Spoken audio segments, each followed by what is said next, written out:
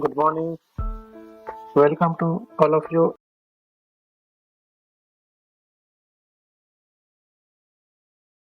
हमारे travel support playlist fresher as well as experience candidate के लिए एक बेहतरीन यूट्यूब चैनल है जहां आप ट्रैवल रिलेटेड जानकारी ले सकते हैं, जैसे कि आप स्वयं किसी भी कंट्री का वीज़ा कैसे अप्लाई कर सकते हैं, कैसे वीज़ा उस वीज़ा को चेक किया जा सकता है और किस तरह आप एजेंट्स के फ्रॉड से बच सकते हैं। इससे रिलेटेड आपको सारी जानकारी इस चैनल के प्लेलिस्ट में अवेलेबल मिलेगी। अगर आप हमारे इस चैनल को सब्सक्राइब करते हैं तो आपको इस चैनल के माध्यम से मिलेगा 24/7 टेक्निकल सपोर्ट एंड गाइडेंस। तो आइए शुरुआत करते हैं हम अपने ट्रैवल प्लेलिस्ट को, जो कि ओमान टूरिस्ट वीज़ा पर है।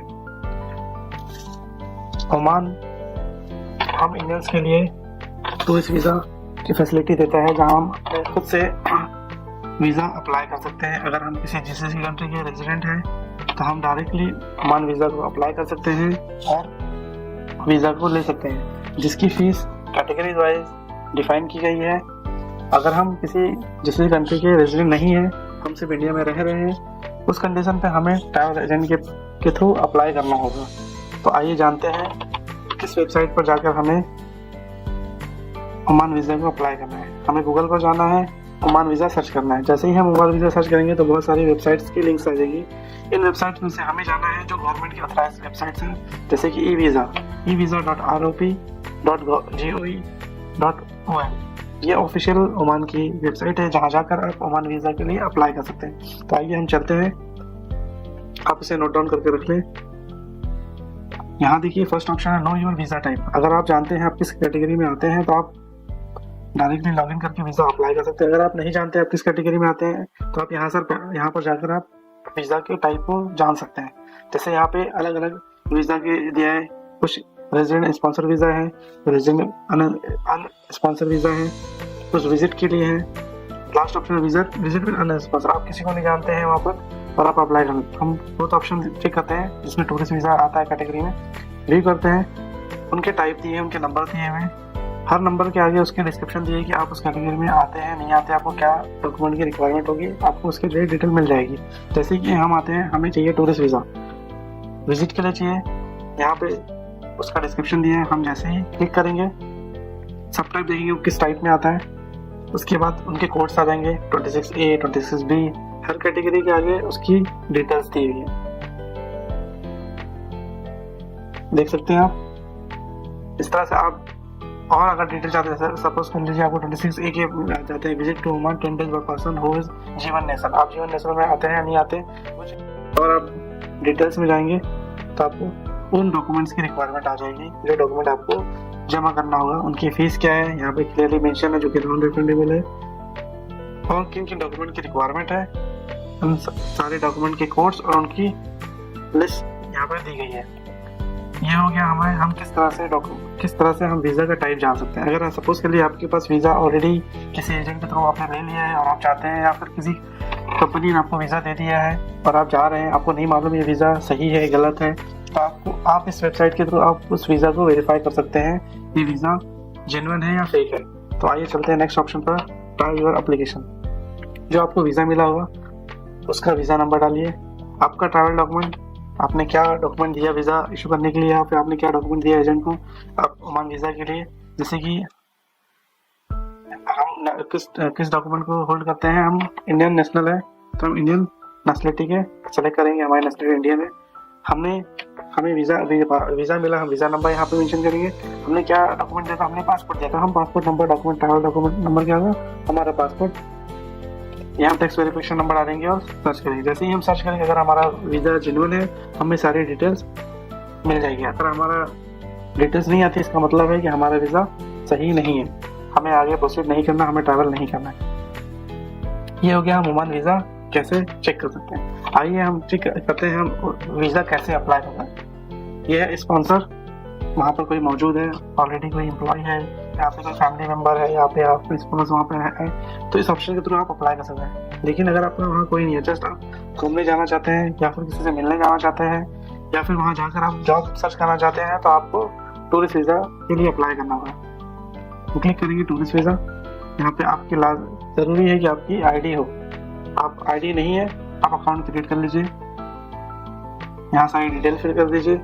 जनरल डिटेल है जैसे कि आपकी ईमेल आईडी, आपका नाम, आपका last name, password, mobile number, date of birth, nationality and tax paper. जैसे ही आप इस फॉर्म को सबमिट करेंगे आपके ईमेल पर एक वेरिफिकेशन जाएगा, उसे आप कंफर्म करिए और आप आ जाएंगे वापस से लॉगिन पेज पर। आप लॉगिन डिटेल डालिए, टेक्स्ट डालिए और लॉगिन कर दीजिए। जैसे ही आप लॉगिन पेज से अंदर जाएंगे वहाँ पे आपको अपना नाम, आपकी पासपोर्ट की डिटेल, आपकी पासपोर्ट एक्सपायरी डेट, उसके बाद में आपको आपका पासपोर्ट अपलोड करना होगा, आपकी बैंक स्टेटमेंट जमा करनी होगी और आपकी एक पासपोर्ट साइज फोटो अपलोड करने की, जिसको सबमिट करने के बाद में आपको एक नॉमिनल फीस देनी होगी आपकी कैटेगरी के हिसाब से। जैसे आपकी टूरिस्ट वीजा का, आप किसी कंट्री के रेजिडेंट है तो आपको 5 ओमानी रियाल जमा कराने होंगे, ऑनलाइन आपको पेमेंट करनी होगी। अगर आप रेजिडेंट नहीं है किसी दूसरी कंट्री के तो आपको 20 रियाल तक अमाउंट ऑनलाइन पेमेंट करना होगा। अगर आप इंडियन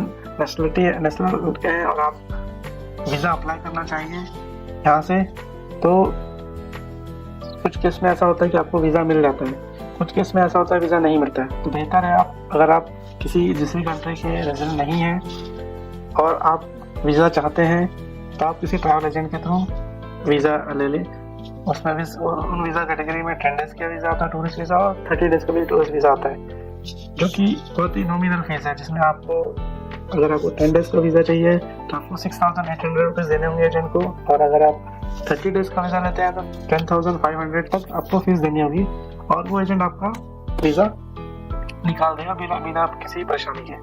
अगर आप खुद से अप्लाई करना चाहें तो आप इस वेबसाइट में जाकर अपनी सारी डिटेल फिल करें, आपका पासपोर्ट, फोटो, बैंक स्टेटमेंट, जो डॉक्यूमेंट की रिक्वायरमेंट है आपको आते जाएगी, आप उसको अपलोड कर दीजिए, आपका प्रोसेस हो जाएगा और विद इन 72 आवर्स आपको वीज़ा मिल जाएगा। अगर आपका रिजेक्ट होता है तो आपको वही अमाउंट नहीं मिलेगा। उसी तरह अगर आप किसी एजेंट को देते हैं उसमें भी सेम कंडीशन है कि अगर आप डॉक्यूमेंट सबमिट करते हैं तो आपको वीज़ा अगर इशू होता है तो वेल एंड गुड, अगर नहीं मिलता है तो आपका पैसा नॉन रिफंडेबल रहेगा। अगर आपको ओमान वीज़ा रिलेटेड इन्फॉर्मेशन चाहिए, जैसे कि आपको ओमान वीज़ा चाहिए और आप इस वेबसाइट के थ्रू नहीं अप्लाई करना चाहते हैं, आप वीज़ा चाहते हैं, तो आप मुझे कांटेक्ट कर सकते हैं। मैं आपकी पूरी हेल्प करूंगा कि वीज़ा दिलाने के लिए 10 डेज़ का या 30 डेज़ का। मैंने आपको फीस बता दी, जो एजेंट की फीस है वो फीस आप दे दीजिएगा। जो डॉक्यूमेंट रिक्वायरमेंट है मैं आपको बता दूंगा, वो डॉक्यूमेंट सबमिट कर दीजिएगा। आपको 2 से 3 डेज़ में आपका वीज़ा आपको मिल जाएगा और आप उसके बाद वेरिफिकेशन कर सकते हैं, वीज़ा की चेक कर सकते हैं और अपने शानदार ट्रैवल कर सकते हैं ओमान के लिए। तो ये था हमारा डिटेल जो कि था ओमान वीज़ा रिलेटेड। मैं आपको दिखाता हूँ कि आप जब अप्लाई करते हैं आपको वीज़ा मिलता है तो किस तरह का होता है।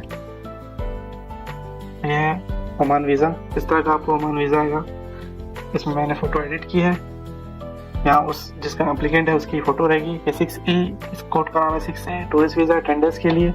Visa grant, visa expiry date है कब तक, इसकी वैलिडिटी 3 मंथ की है।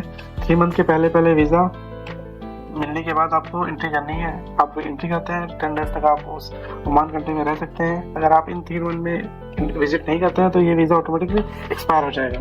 ये रहा आपका वीज़ा एप्लीकेंट नंबर जो आपको ट्रैकिंग में चेक करना है, ये वीज़ा नंबर है। इस तरह आपकी सारी डिटेल यहाँ लिखी रहेगी।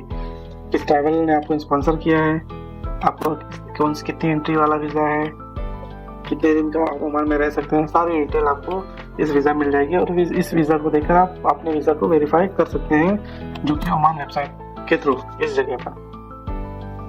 मैं आशा करता हूँ आपको सही जानकारी मिल गई होगी। अगर आपको कोई भी सवाल है तो आप कमेंट सेक्शन में आपका मैसेज छोड़ दीजिएगा, आपको इसका जवाब जल्द से जल्द देने की मैं कोशिश करूँगा। Thank you.